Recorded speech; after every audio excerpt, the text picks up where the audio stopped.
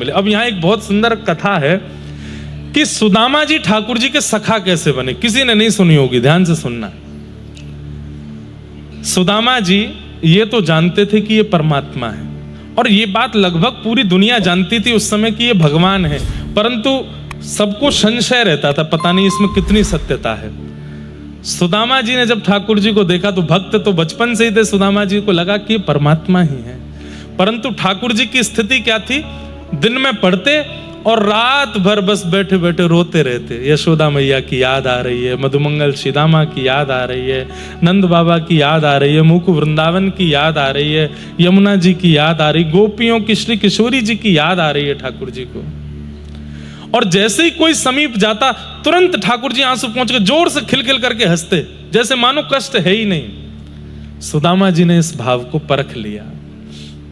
सुदामा जी धीरे धीरे ठाकुर जी को खोल रहे हैं। सुदामा जी बोले, अच्छा लाला, जब वन में जाते हैं दोनों विद्यार्थी पुष्पादि तोड़ने, तो सुदामा जी कहते हैं, लाला मधुमंगल कैसे कपड़ा पहने। मधुमंगल को नाम सुनते ही ठाकुर जी, तू जाने मधुमंगल है? बोले ना, मैं ना जानू, पर मैंने सुनो तेरो सखा मधुमंगल ऐसी ऊंची धोती पहने और ऐसे कपड़ा पहने और ऐसे बुरो सो ढांटो बांध ले सिर पे, बुरो ही है बिल्कुल, और ऐसे बाकी कलम रे, मुंह पे गोबर सो लगो रे, और ऐसे अचक अचक के चले, ऐसो बोले। सुदामा जी पूरा समझ लेते हैं और फिर रात में मधुमंगल जैसा श्रृंगार करते हैं और ठाकुर जी के पास आकर के खड़े होते हैं। ठाकुर जी, मधुमंगल, अरे मेरो मधुमंगल आ गयो, दौड़ करके हृदय से लगाते हैं। थोड़ी देर बाद पता चलती है तो सुदामा है। अरे सुदामा, तेने तो मधुमंगल को दर्शन करा दियो। अगले दिन श्रीदामा बन के आ जाते हैं, किसी दिन कोई भिंडला सखी गोपी बन के आ जाते हैं, कभी यशोदा मैया की तरह गोद में ठाकुर जी को लिटा करके यशोदा की तरह जो लोरी यशोदा मैया सुनाती, जैसे हाथ से सहलाती, माखन मिश्री रसोई से चुरा करके लाते यशोदा जी की तरह ठाकुर जी को। व्रजवासियों का जितना विरह था उस सब विरह की पूर्ति अगर किसी ने की तो वो सुदामा जी ने की है। इसलिए ठाकुर जी ने उनको अपना सखा बना लिया। ठाकुर जी बोले, मेरे ऐसे काल में मेरो ध्यान और मोसो प्रेम प्रदान करवे वारो सुदामा, मैं तुझको वचन दूं कभी हृदय से तेरो त्याग नहीं करूंगा। जितने वर्ष ठाकुर जी सांदीपनी गुरुकुल में रहे उतने वर्ष ठाकुर जी सुदामा के संग ही रहते। वो माँ भी बन गया है, पिता भी बन गया है, सखा भी बन गया है, भाई भी बन गया है, गोपी भी बन गया। अरे कहाँ तक कहें, कभी कभी श्री जी भी बन के आ जाता है। ठाकुर जी के संग रास विहार करते हैं सुदामा जी। इसलिए सुदामा जी अति प्रिय हैं ठाकुर जी को। कुछ वर्षों बाद जब वापस मथुरा गए, सुदामा जी अपना पोरबंदर चले गए। यहाँ ठाकुर जी ने उद्धव जी को वृंदावन भेजा। उद्धव जी महाराज से कहा, उद्धव वृंदावन जाओ, वृंदावन जाकर के ब्रजवासियों की सुध लेकर के आओ और थोड़ा उनको ज्ञान देकर के आओ। वो लोग मुझे याद करके बहुत ज्यादा रोते हैं, इतना रोया ना करें। उद्धव जी महाराज को थोड़ा सा अभिमान है अपने ज्ञानी होने का। ठाकुर जी बोले, उद्धव तुम अब जाओ वृंदावन और वृंदावन जाकर के ब्रजवासियों को समझा के आओ। उद्धव जी बोले, 1-2 घंटे में आ जाऊंगा वापस। अपनी लच्छेदार वाणी से ऐसा ज्ञान दे के आऊंगा, वो लोग समझते हैं आप उनके ग्वारिया लाला हो, उनके गोद के लाला हो, वो भी जानते नहीं आप पर ब्रह्म परमात्मा। मैं बता के आऊंगा उनको। ठाकुर जी बोले, 2 घंटा में आ जाओगे? बोले हाँ आ जाऊंगा। ठाकुर जी ने अपना मोर पिच मुकुट पे लगा दिया, काली कमली उड़ा दी। उद्धव बोले, ये क्यों कर रहे हो? बोले, इसके बिना ब्रजवासी तुमसे बात नहीं करेंगे, जाओ। उद्धव जी महाराज वृंदावन की स्थिति क्या है?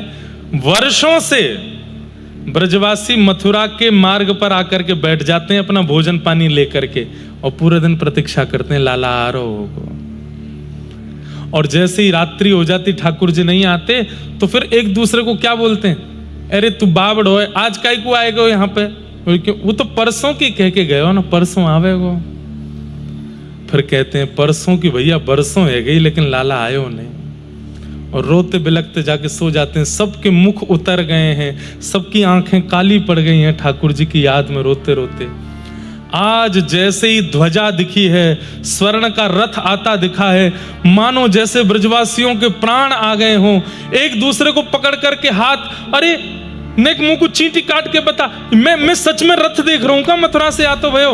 बोले हाँ हाँ ये रथ ही है। अरे दौड़ करके कोई यशोदा को खबर दे के आओ, लाला आ गए हो, कन्हैया आ गए हो। 2-4 ब्रजवासी दौड़ करके गए, पूरे वृंदावन में हल्ला मचा दियो, कृष्ण आ गए हो, गोपाल आ गए हो, हमारो मधुसूदन आ गए हो। हजारों लाखों की तादाद में ब्रजवासी खड़े हैं सामने मार्ग में, और रथ में आरूढ़ होकर के उद्धव जी आ रहे हैं। ब्रजवासियों को नहीं पता, रो रहे हैं ब्रजवासी। 2-4 ब्रजवासी तो दूर खड़े हैं, बोले हम नहीं मिलेंगे याते, परसों की कह के गए हो, बरसों बाद आ रहे हो, या तो कह दियो हमने याते संबंध तोड़ दियो। दूसरे ब्रजवासी बोले तू तोड़ ले, हम तो ना तोड़ रहे, हम तो जाएंगे मिलेंगे, हमारो लाला आयो इतने दिना में। तो उन लोगों को जाते देख उसके मन में आती है संबंध बाद में तोड़ लूंगा, एक बार हृदय से लगा लूंगा, एक बार लाला आयो बाकू अपने अंक में तो भर लूं। सब दौड़े, रथ घेर लिया। उद्धव ने अंदर से पूछा ये रथ रोका क्यों? बोले आप बाहर आकर के देखिए। ब्रजवासी एक पलक झपकाए बिना देख रहे, रथ का द्वार खुलेगा, कोई अंदर से बाहर आएगा। जैसे ही बाहर आए तो पहले मोर पिच्छ दिखा और फिर काली कमली दिखी, तो ब्रजवासी तो मान गए कि कृष्ण हैं, लेकिन जब मुखमंडल देखा तो गौर वर्ण और नेत्रों में वैसी चपलता, और वो कमल नेत्र जो ठाकुर जी के हैं। वर्षों हो गए, सबको लगी बड़ो है होगो लाला, लेकिन बोले ये कृष्ण तो नहीं है। अरे भैया तू कौन है? वृष्णि नाम प्रवरो मंत्री कृष्णस्य दैतस सखा शिष्यो बृहस्पतिर साक्षात उद्धवो बुद्धि सत्तमा। मैं वृष्णियों का महामंत्री हूं, कृष्ण का दैत्य सखा हूं, बुद्धि में बहुत प्रवर हूं, मेरा नाम उद्धव है। तो भैया तू काय खड़ा हमारे सामने, नहीं कितकू है जा, लाला को आन दे बाहर। उद्धव बोले कौन लाला? बोले कृष्ण। वो नहीं आए हैं, उनको आप लोगों की बहुत याद आती है, बेचारे बहुत परेशान रहते हैं, मुझको भेजा है कि जाके ब्रजवासियों को ज्ञान दे करके आओ।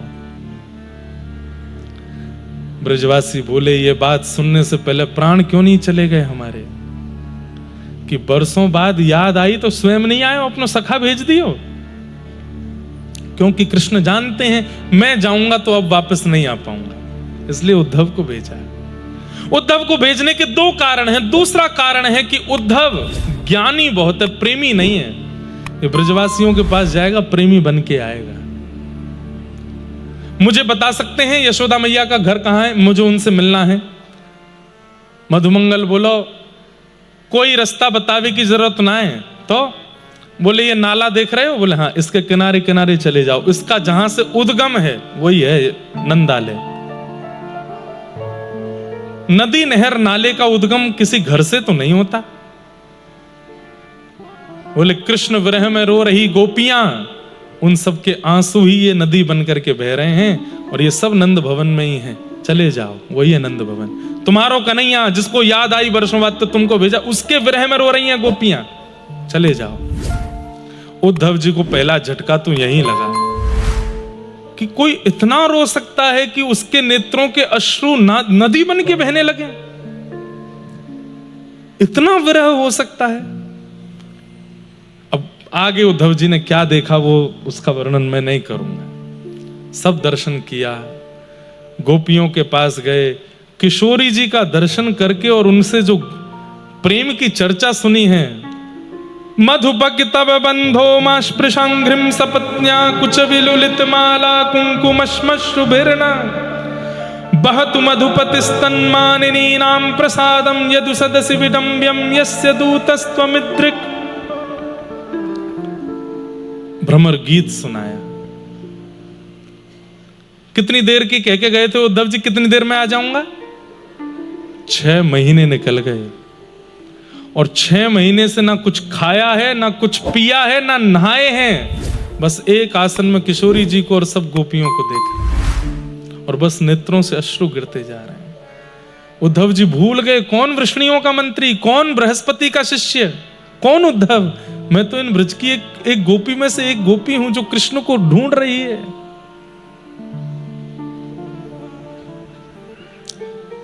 6 महीने बाद किशोरी जी ने हस्त कमल फेरा, बोले उद्धव मथुरा जाओ। तब उद्धव जी बाहर आए उस भावावेश से। रथ के बिना, अब रथ क्या खड़ा रहेगा, रथ तो उसी दिन चला गया था, पैदल गए उद्धव जी। एक पैर में पादुका है, दूसरे में पादुका नहीं है, जितनी मालाएं पहन के आए थे सब उधर गई हैं, वस्त्रों में कितने छोटे छोटे चींटे आदि सब चढ़े हुए हैं, जटाएं बन गए हैं, केश, लंबी दाढ़ी हो गई है उद्धव जी महाराज की, विचित्र भेष हो गया है। श्री उद्धव जी महाराज ब्रज वनिताओं को प्रणाम कर रहे हैं और विधाता से प्रार्थना करके कह रहे हैं, हे विधाता, यदि आप कृपा करके कुछ देना चाहते हैं तो बस एक वरदान दे दीजिए कि ये व्रज की रज सदा मुझे प्राप्त हो, और मुझे कुछ भी इच्छा नहीं है।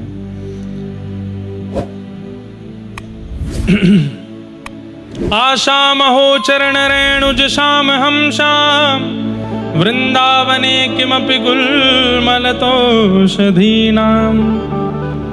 हे विधाता, मुझे आपसे कुछ नहीं चाहिए, बस एक चीज चाहिए कि अगले जन्म में मुझे इस व्रज का एक छोटा सा पौधा बना देना, ताकि जब जब हवा चले तो ये व्रज की रज में मैं सना रहूं, इस व्रज के व्रजवासियों की चरण रज मुझे सदा मिलती रहे।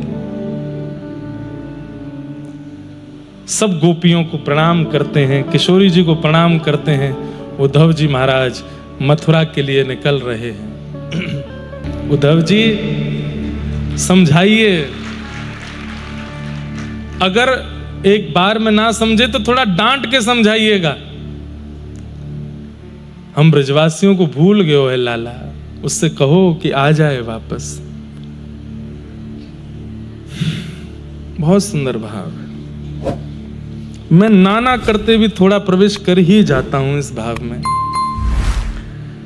और सही बताएं, हम गुजरात आते हैं ना ब्रजवासी, तो एक मन में ये भाव रहता है कि हमारो लाला यहाँ है, हम